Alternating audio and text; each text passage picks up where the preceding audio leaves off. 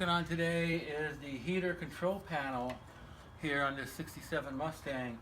I'm going to remove it and recondition it and put it back in.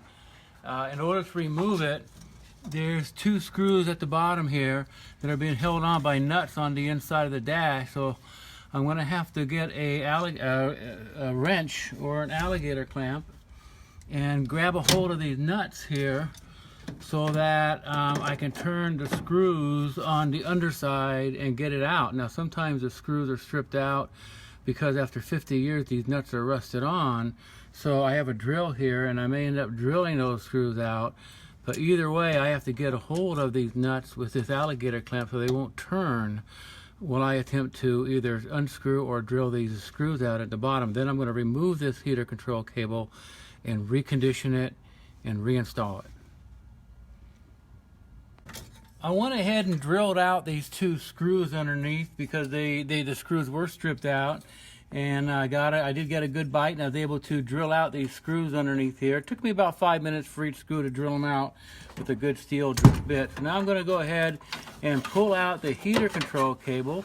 This is heater only. It's a non-AC Mustang, heater only, so it's fairly simple.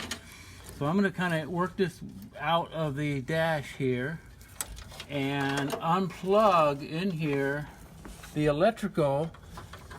If I can find the electrical, unplug the electrical right there. So it's a simple plug. And now that's been unplugged. And then I'm going to kind of work these cables through the dash. Okay.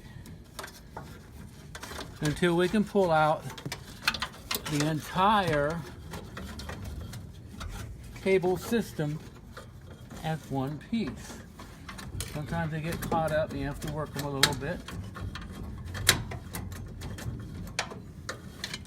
So we've got these cables and we kind of work them through the dash and out the heater control opening here, and we will remove those.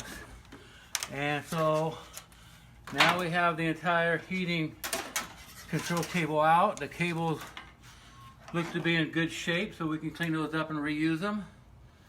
And I'm going to go ahead and clean this up and refurbish it and get it ready for reinstallation.